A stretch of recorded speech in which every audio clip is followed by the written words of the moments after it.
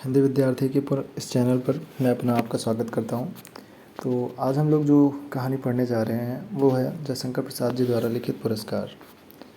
तो सबसे पहले जब हम कहानी पढ़ते हैं तो उसके प्रमुख मुख्य 6 तत्वों पर बात करते हैं। तो सबसे पहले बात करते हैं कथानक पर। पुरस्कार कहानी का कथानक कुछ ऐतिहासिक लगता है परंतु पूर्णतः कल्पित है, क्योंकि इस कहानी में कौशल के वीर, देशभक्त सिंहमित्र की पुत्री मधुलिका और मगध राज्य के राजकुमार अरुण की प्रेम कथा का वर्णन है। मधुलिका राजकुमार अरुण के प्रेम में पड़कर एक बार अपने राज्य से विश्वासघात करने को तैयार हो जाती हैं, परंतु उसकी अंतरात्मा उससे धिक्कारती है। कहानी के अंत में वह फिर से अपने राजा का साथ देती है और उसे पूरे षड्यंत्र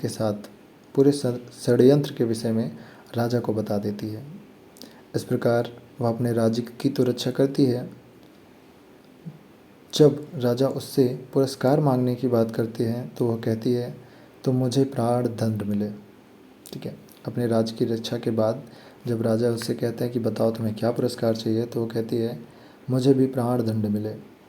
और यह कहते हुए वह बंदी अरुण के पास जाकर खड़ी हो जाती है।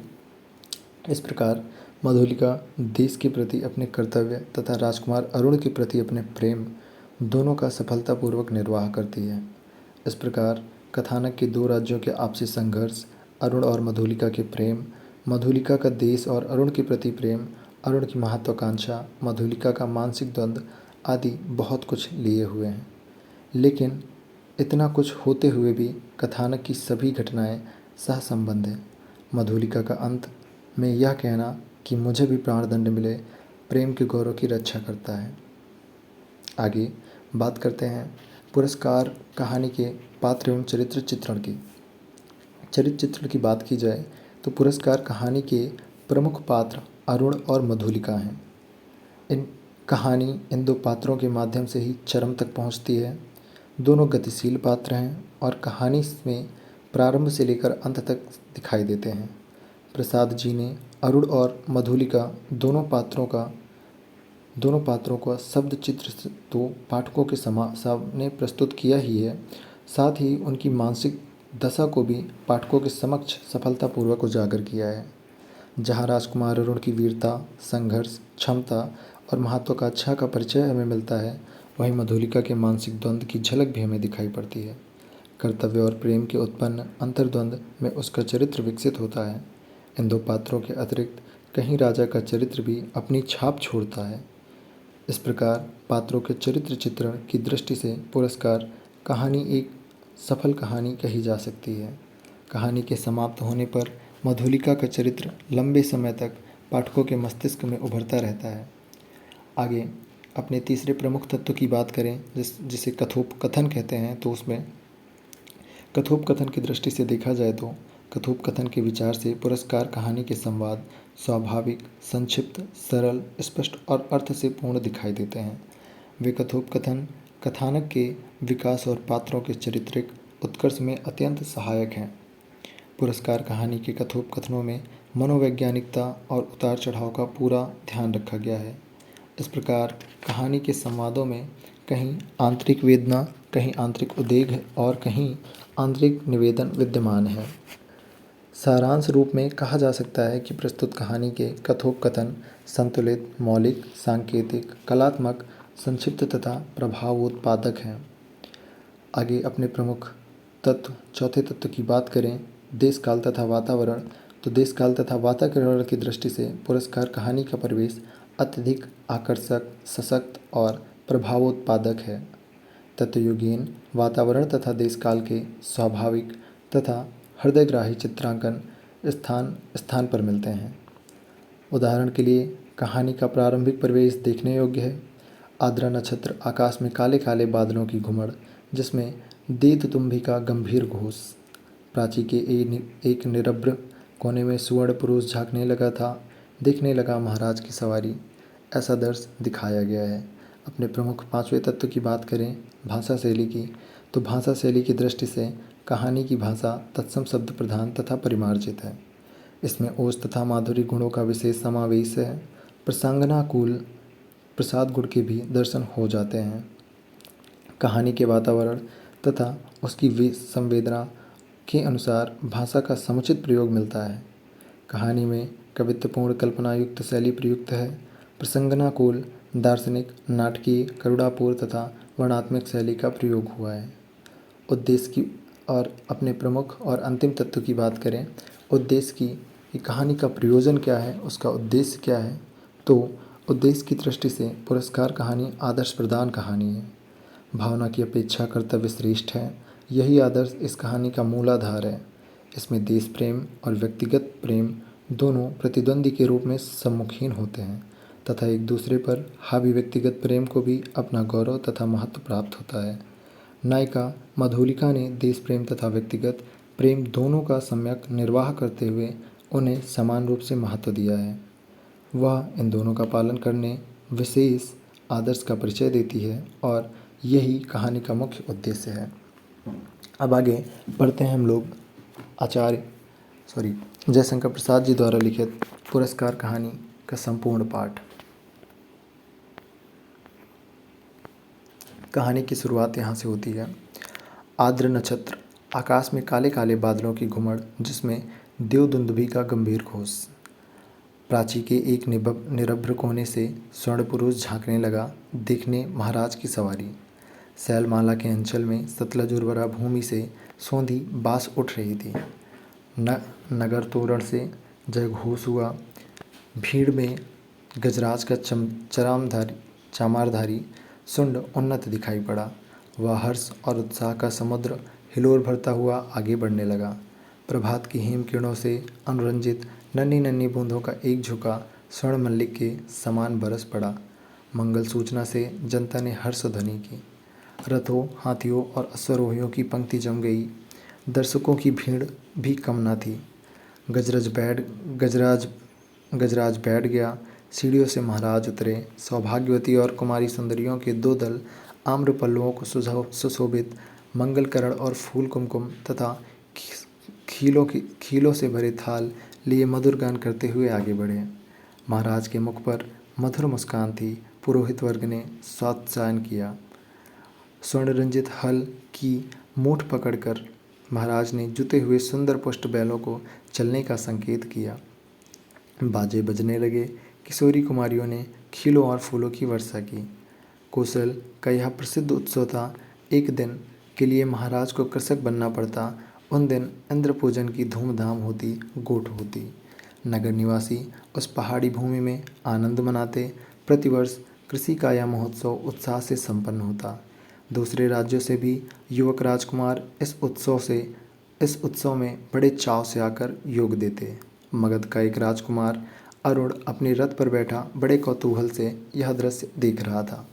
बीजों का एक थाल लिए कुमारी मधुलिका महाराज के साथ थीं। बीज बोते हुए महाराज जब आधे हाथ बढ़ाते, तब मधुलिका उनके सामने थाल कर देती।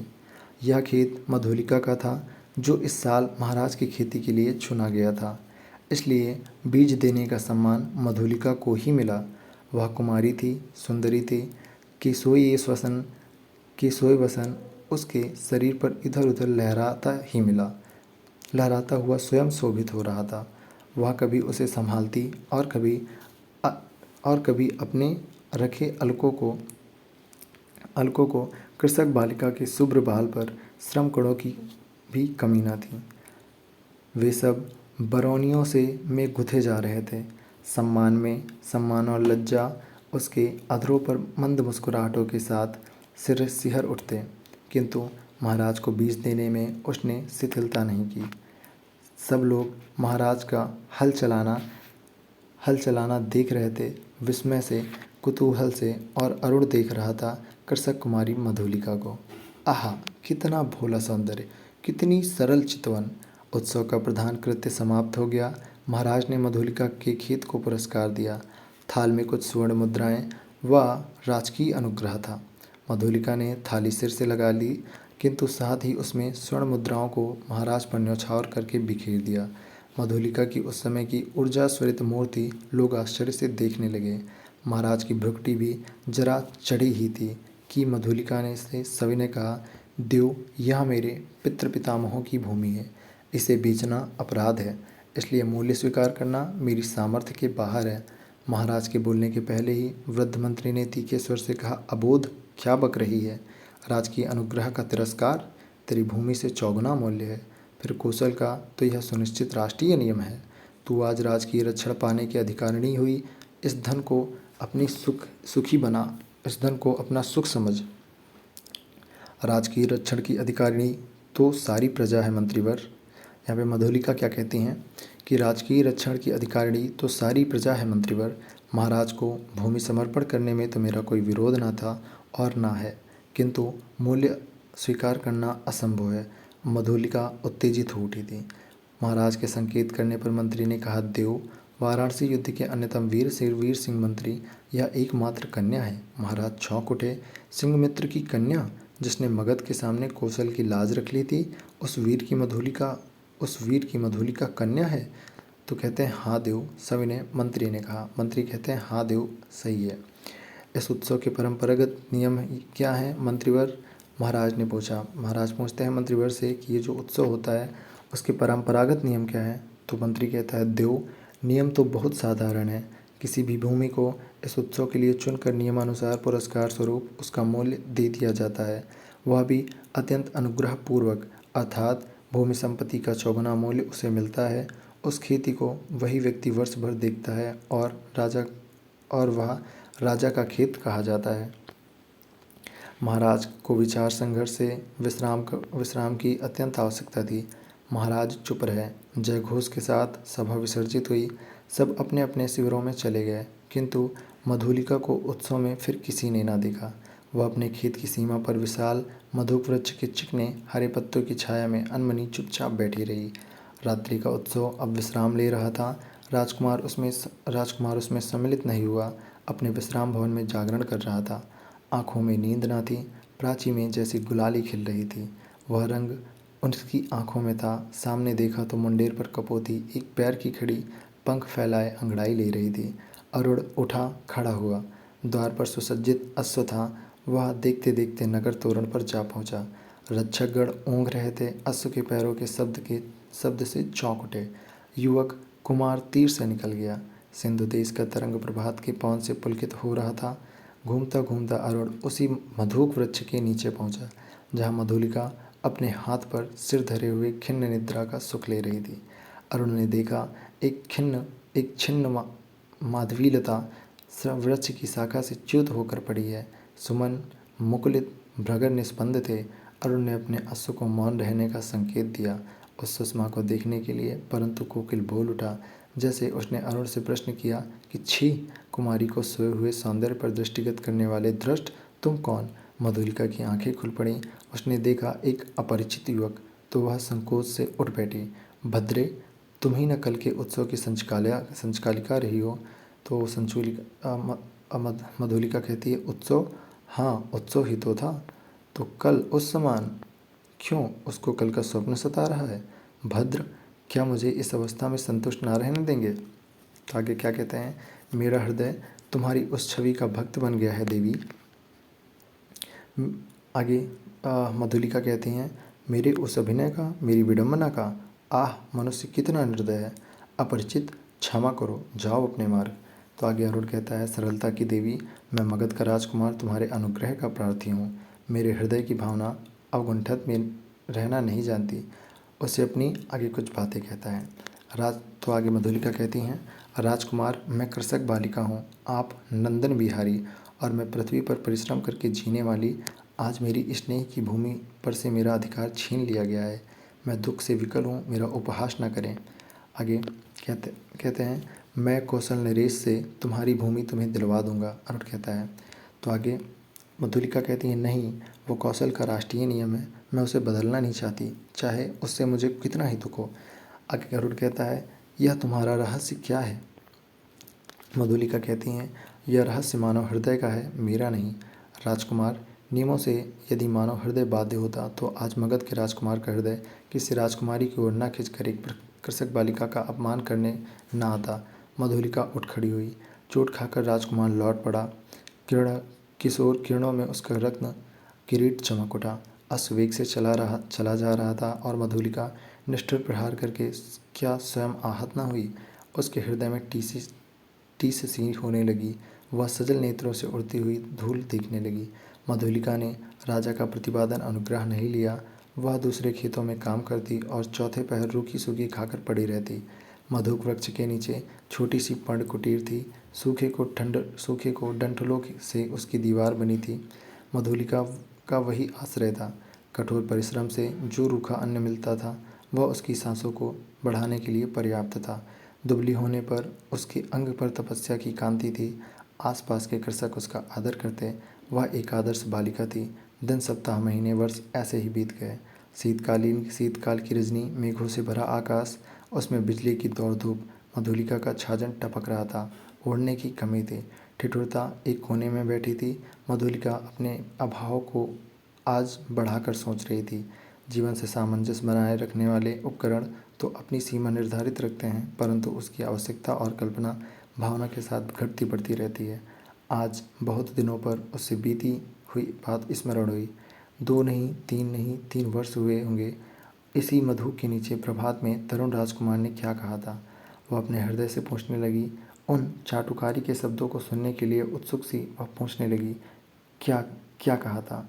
दुग्ध हृदय उन स्वप्न सी बातों का स्मरण रख सकता था, और स्मरण ही होता तो भी कष्टों को इसी काली निशा में वह करने का साहस करता। हाय रे विडंबना! आज मधुलिका उस बीते हुए क्षण को लौटा देने के लिए विकल थी। दरिद्र की ठोकरों ने उसे व्यथित और अधीर कर दिया है। मगध की प्रसाद माला के वैभव का काल्पनिक चित्र उन सूखे ठंडलों के रंध्रों से नभ में बिजली के आलोक में नाचता हुआ दिखाई देने लगा। खिलवाड़ी शिशु जैसे श्रावण की संध्या में जुगनू को फड़कने के लिए हाथ लपकाता है, वैसे ही मधुलिका मन ही मन कह रही थी, अभी वह निकल गया। वर्षा ने भीषण रूप धारण किया। गड़गड़ाहट बढ़ने लगी। ओले पड़ने की संभावना थी। मधुलिका अपनी जर्जर झोपड़ी के लिए कांप उठी। सहसा बाहर कुछ शब्द हुआ। कौन है यहाँ? पथिक को आश्रय चाहिए। मधुलिका ने डंठलों का कपोट खोल दिया। बिजली चमक उठी। उसने देखा, एक पुरुष घोड़े की डोर पकड़े खड़ा है। वह सहसा चिल्ला उठी, राजकुमार! मधुलिका आश्चर्य से युवक ने कहा। एक क्षण के लिए सन्नाटा सा छा गया। मधुलिका अपनी कल्पना को साहस प्रत्यक्ष देखकर चकित हो गई। इतने दिनों के बाद आज फिर!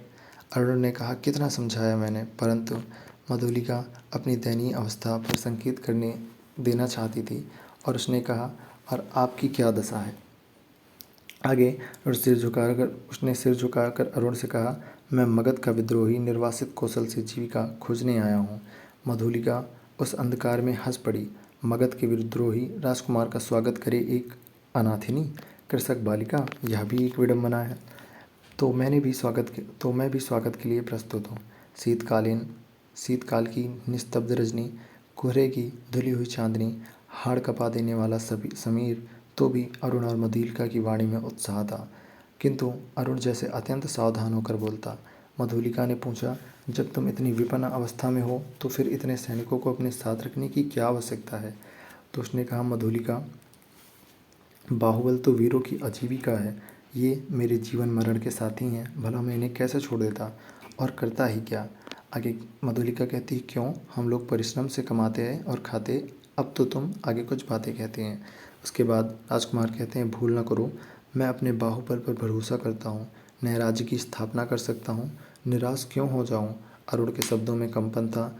वह जैसे कुछ कहना चाहता था पर कह न सकता था। आगे मधुलिका कहती हैं, नवीन राज्य, ओहो, तुम्हारा उत्साह तो कम नहीं। भला कैसे? कोई ढंग बताओ तो मैं भी कल्पना का आनंद ले लूँ। आगे राजकुमार अरुण कहता है, कल्पना का आनंद नहीं मधुलिका, मैं तुम्हें राजरानी के सम्मान से सिंहासन पर बिठाऊंगा। तुम्हें अपने छिने हुए खेत की चिंता करके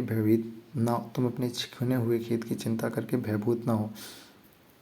आगे मधुलिका कहती है कि एक क्षण में सरल मधुलिका के मन में प्रसाद का अंधड़ बहने लगा। द्वंद्व मच गया। उसने सहसा कहा, आह, मैं सचमुच आज तक तुम्हारी प्रतीक्षा करती थी राजकुमार। अरुण ढिठाई से उसके हाथों को दबाकर बोला, तो मेरा भ्रम था, तुम सचमुच मुझे प्यार करती हो। युवती का वक्ष स्थल फूल उठा। हाँ, वह भी कह नहीं सकी, ना भी नहीं। वो हाँ भी नहीं कह सकी और ना भी ना कह सकी। अरुण ने उसकी अवस्था का अनुभव कर लिया। कुशल मनुष्य के समान उसके अवसर को हाथ से ना जाने दिया। तुरंत बोल उठा, तुम्हारी इच्छा हो तो प्राणों को पण लगाकर मैं तुम्हें इस कुशल सिंहासन पर बिठा दूं। मधुलिके, अरुण के खड्ग का आतंक देखोगी? मधुलिका एक बार कांप उठी। वह कहना चाहती थी नहीं, किंतु उसके मुंह से निकला क्यों?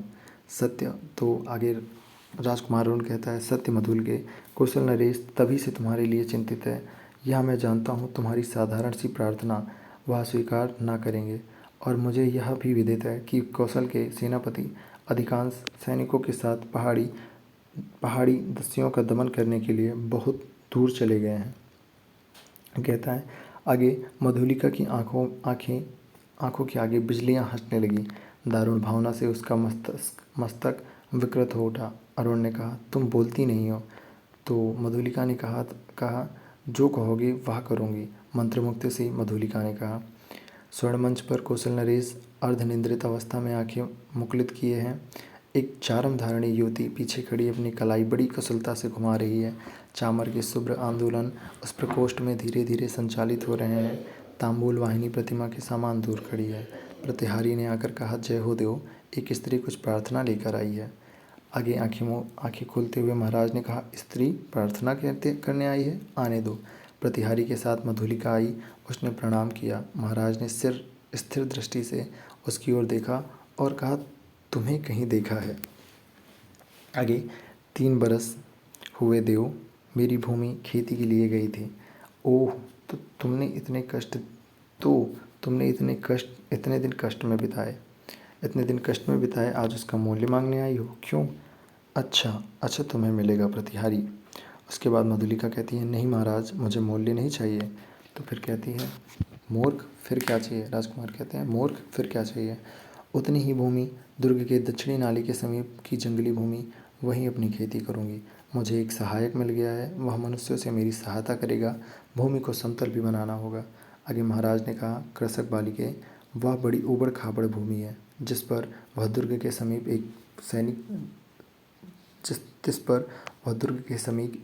एक सैनिक महत्व रखती है। तो फिर मधुलिका कहती है, तो फिर निराश लौट जाऊं?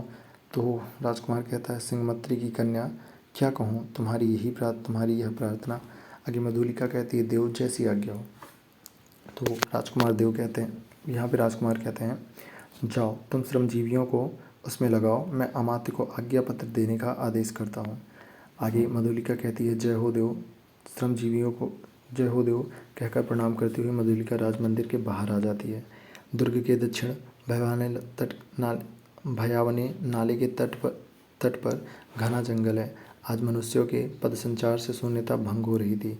अरुण के छिपे हुए मनुष्य स्वतंत्रता से इधर उधर घूमते थे। झाड़ियों को काटकर पथ बन रहा था। नगर दूर था, फिर उधर यूं ही क्यों आता। फिर अब तो महाराज की आज्ञा से वहाँ मधुलिका का अच्छा सा खेत बन रहा था। तब इधर किसको चिंता होती। एक घने कुंज में अरुण और मधुलिका एक दूसरे को हर्षित नेत्रों से देख रहे थे।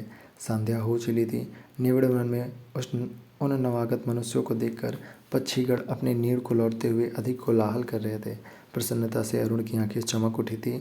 सूर्य की अंतिम किरण झुरमुट में घुसकर मधुलिका के कपोलों से खेलने लगी थी।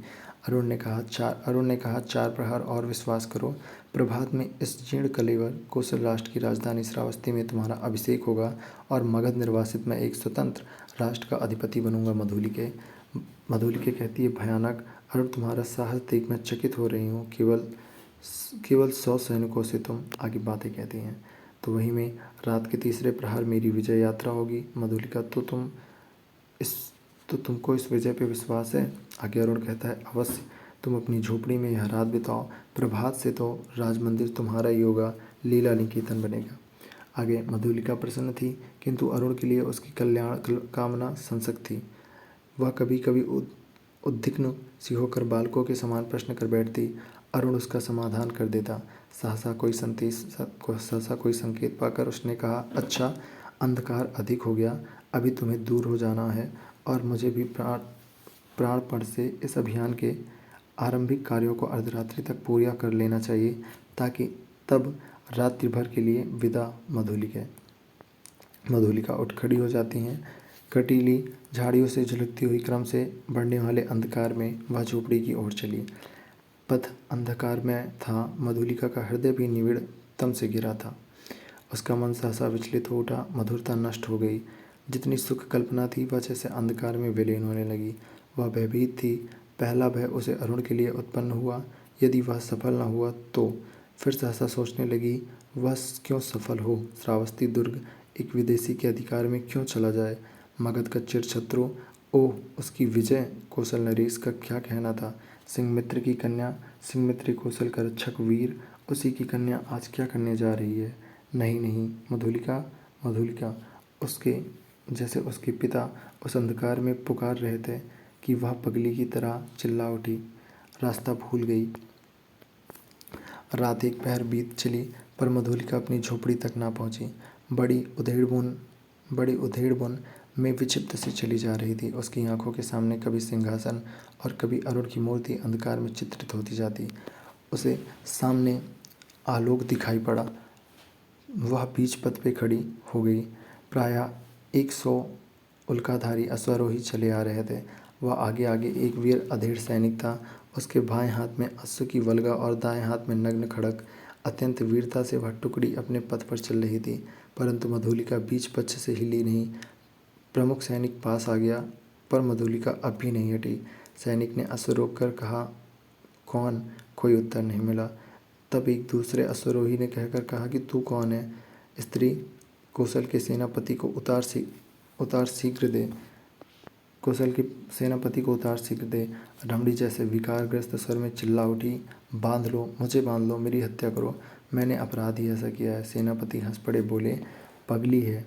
पगली नहीं, यदि वही होती तो इतना विचार वेदना क्यों होती। सेनापति, मुझे बांध लो, राजा के पास ले चलो। तो सेनापति कहता है, क्या है, स्पष्ट कहो। तो मधुलिका कहती है, श्रावस्ती का दुर्ग एक प्रहर के दस्युओं के हस्तगत हो जाएगा। दक्षिणी नाले के पार उनका आक्रमण होगा। आगे सेनापति चौंक उठे। उन्होंने आश्चर्य से पूछा कि तू क्या कह रही है। मधुलिका कहती है, मैं सत्य कह रही हूँ, शीघ्रता करो। सेनापति ने 80 सैनिकों को नाले की ओर धीरे धीरे बढ़ने की आज्ञा दी और स्वयं 20 अश्वारोहियों को साथ दुर्ग की ओर बढ़े। मधुलिका एक अश्वारोही के साथ बांध दी गई। श्रावस्ती का दुर्ग, कौशल राष्ट्र का केंद्र, इस रात्रि में अपने विगत वैभव का स्वप्न देख रहा था। भिन्न राजवंशों ने उसके प्रांतों का पर अधिकार जमा लिया है। अब वह केवल कई गांवों का अधिपति है, फिर भी उसके साथ कौशल की अतीत की स्वर्ग गाथाएं लिपटी हैं। वही लोगों की ईर्ष्या का कारण है। जब थोड़े से अश्वारोही बड़े वेग से आते हुए दुर्ग द्वार पर रुके, तब दुर्ग के प्रहरी चौंक उठे। उल्का के आलोक में उन्होंने सेनापति को पहचाना। द्वार खुला, सेनापति घोड़े की पीठ से उतरे। उन्होंने कहा, अग्निसेन, दुर्ग में कितने सैनिक होंगे? सेनापति की जय हो। 200, ऐसा जवाब मिला। उन्हें शीघ्र ही एकत्रित करो, परंतु बिना किसी शब्द के। 100 को लेकर तुम शीघ्र ही चुपचाप पूर्व के दक्षिण की ओर चलो, आलोक और शब्द न हो। सेनापति ने मधुलिका की ओर देखा। वह खोल दी गई। उसे अपने पीछे आने का संकेत कर सेनापति राजमंदिर की ओर बढ़े। प्रतिहारी ने सेनापति को देखते ही महाराज को सावधान किया। वह अपनी सुख निद्रा के लिए प्रस्तुत हो रहे थे, किंतु सेनापति और साथ में मधुलिका को देखते ही चंचल हो उठे। सेनापति ने कहा, जय हो देव, इस स्त्री के कारण मुझे इस समय उपस्थित होना पड़ा है। महाराज ने स्त्री नेत्रों से देखकर कहा, सिंहमित्र की कन्या, फिर यहाँ क्यों? क्यों तुम्हारा क्षेत्र नहीं बन रहा है? कोई बाधा? तो सेनापति, मैंने दुर्ग के दक्षिणी नाले के समीप की भूमि इसे दी है। क्या उसी संबंध में कुछ कहना चाहते हो? तो सेनापति कहता है, देव, किसी गुप्त शत्रु ने उसी ओर की आज की रात में दुर्ग में आप पर अधिकार कर लेने का प्रबंध किया है, और इस स्त्री ने मुझे पथ पर यह संदेश दिया है। राजा ने मधुलिका की ओर देखा। देह काँप उठी। घृणा और लज्जा से वह गड़ी जा रही थी।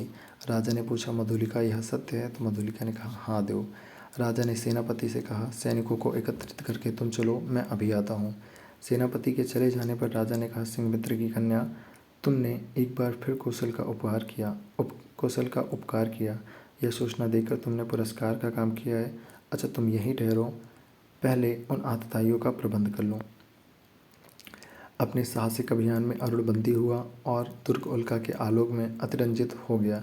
भीड़ ने जयघोष किया, सबके मन में उल्लास था। श्रावस्ती दुर्ग आज एक दस्यु के हाथ में जाने से बचा था।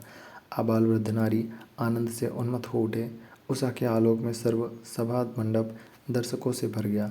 बंदी अरुण को देखते ही जनता ने रोष से उकारते हुए कहा, वध करो। राजा ने सबसे सहमत होकर आज्ञा दी, प्राण दंड। मधुलिका बुलाई गई, वह पगली आकर खड़ी हो गई। कौशल नरेश ने पूछा, मधुलिका, तुम्हें जो पुरस्कार लेना हो मांग लो। वह चुप रही। राजा ने कहा, मेरी निज की जितनी खेती है मैं सब तुम्हें देता हूँ। मधुलिका ने एक बार बंदी अरुण की ओर देखा। उसने कहा, मुझे कुछ नहीं चाहिए। अरुण हंस पड़ा। राजा ने कहा, नहीं, मैं तो कुछ अवश्य दूंगा, मांग ले। तो मधुलिका ने कहा, मुझे भी प्राण दंड मिले। कहती वह बंदी अरुण के पास जाकर खड़ी हो गई। अतः इस कहानी में जयशंकर प्रसाद जी ने एक स्त्री के प्रेम त्याग और अपने साम्राज्य के प्रति अपनी कठोर निष्ठा का वर्णन किया है। एक मधुलिका जिन्हें यह तो पता था, जो यह तो जानती थी कि कल उसका भविष्य एक राज रानी के रूप में हो सकता है, लेकिन कहीं न कहीं वह यह भी जानती थी कि अपने साम्राज्य के साथ गद्दारी करना गलत है। और साथ ही उसने अरुण की खबर दे दी राजा को, जिससे राजा अरुण को पकड़ सका। और बाद में पुरस्कार के लिए जब से मधुलिका से पूछा गया कि पुरस्कार क्या चाहिए, तो मधुलिका अपने यहाँ पर प्रेम त्याग को दिखाते हुए कहती हैं कि मुझे भी प्राण दंड दिया जाए और वो भी अरुण के साथ दिया जाए। धन्यवाद।